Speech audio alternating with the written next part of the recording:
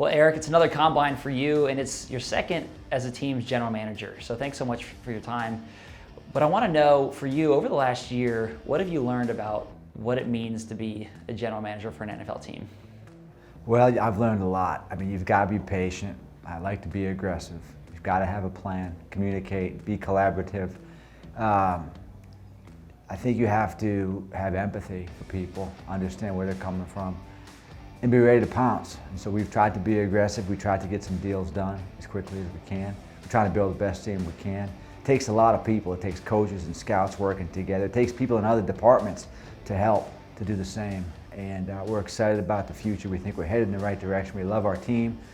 We think we built a team the community can be excited about, and that should continue. You recently had the Offseason Summit, where you go down to Steve Bisciotti's house and you kind of map out the plan for the offseason. What were the big takeaways from that meeting? I think we're happy where we are as a team at this time, but we also understand the urgency to get better, and we don't ever want to be complacent. We want to have a window that's always open. We want to be aggressive in building the team. We want to add as much talent as we can under the parameters of a hard salary cap. And so we talk a lot about that. What are the moves we can make in the short term? What's the picture look like 3 or 4 years from now? How's the landscape going to change? We've got a lot of moving parts. We're excited. I think this year really was exciting for us to see these young players emerge and play like they did, and hopefully that continues. When you're coming off a 14-2 season and you're going into free agency and the draft, you're always looking for ways to improve your team every year. But this year the team was so good and there's not as many holes. Does that feel different as you're entering this process of finding ways to improve?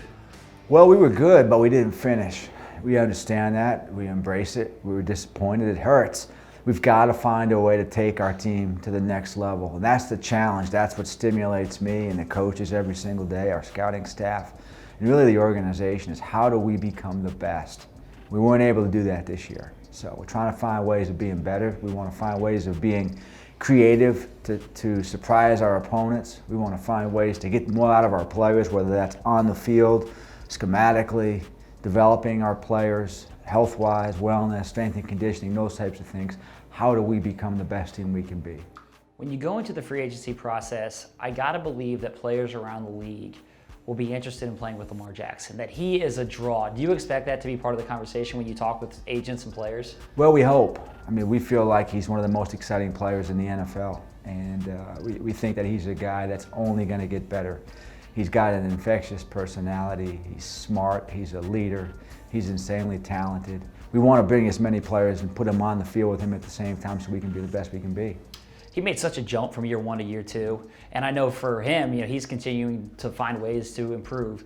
What can you share about his offseason in terms of him continuing that trajectory upwards that we saw from his first to his second season?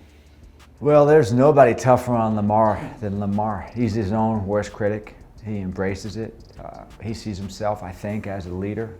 He sees himself as the guy that's going to make things happen. And so he's going to look at his performance. He's going to find out what he thinks he did well, what he thinks he can improve on. He's going to spend time with his teammates and with his coaches. He's going to continue to improve every single day. He's going to work on his weaknesses. He's going to embrace his role as a leader on the team. And he's going to be a guy that helps us win a lot of football games. You've talked, and Coach Harbaugh has talked about just putting as many playmakers around him as possible. The offense was already so good last year, but you can always add playmakers. And Coach Harbaugh talked about how the receiver that you would like to add, the type of receiver.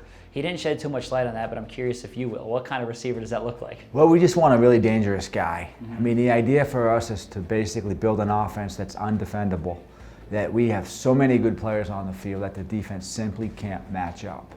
And we feel like we've got a lot of those types of pieces, but not enough. And so we need more receivers. We need running backs. We need better offensive linemen.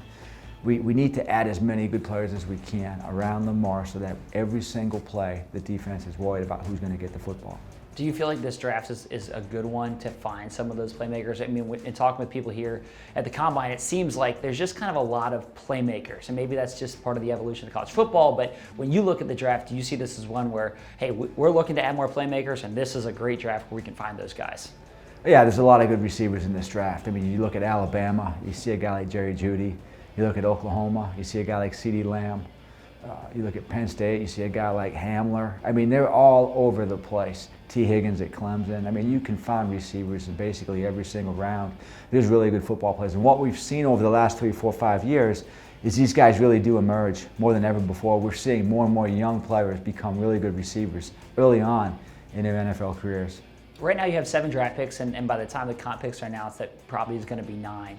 Do you feel like that gives you some good options in terms of moving around the board on draft weekend if you want to go up and get somebody in the first round or even on that second day to move around a little bit? Well, we look at the 4th round and we see a really strong possibility that we'll have at least 3 picks there, maybe 4 picks. That's exciting for us. It gives us a lot of, I think, ability to move up and down. Using those draft picks as currency, we have a chance to really acquire picks, to trade back and get more picks. We love having that flexibility to do that. And we see a lot of opportunities in the 3rd, 4th, 5th, 6th, and 7th round to get good football players. When I've asked you this question in past years, you typically answer it. I wonder if you will again this year. Is there a position that you know right now that you will draft? I believe we're always going to draft an offensive lineman for sure. You know, in most drafts, we're going to draft an offensive lineman. I think pretty strong possibility, given the amount of these really good players at the position. We'll probably draft a receiver this year. And I also really feel like we'll draft at least one player on the defensive line / outside linebacker. You gave me more. You know, I was just asking for one, but you gave me more this year. Yeah. To finish up, Eric, when you look around this league and you look around at the combine, you're obviously trying to find players and what they do on the field, but you're also looking off the field as well. What can you tell me about the type of guy that you're looking off the field that you think is going to come into the locker room and be an addition to this team? Well, I think that's a critical component of what we try to do in terms of finding veteran football players. And we're able to do that last year with a guy like Mark Ingram, who came in and really was the prototypical leader in the locker room. Infectious personality, unbelievable work ethic, his demeanor inside the building every single day, the consistency, plus his ability as a player. And we even saw it with Marcus Peters when he came in. Marcus came in and became a Raven overnight. And he showed us tremendous competitive abilities, leadership in his own way. What I love about Marcus is he refuses to lose. And players feed off that, they see that. And I think that having that competitive leadership is something that we really strive for with our players on the team. Eric, thanks so much for the time. Enjoy the rest of the week here in Indy. Thank you.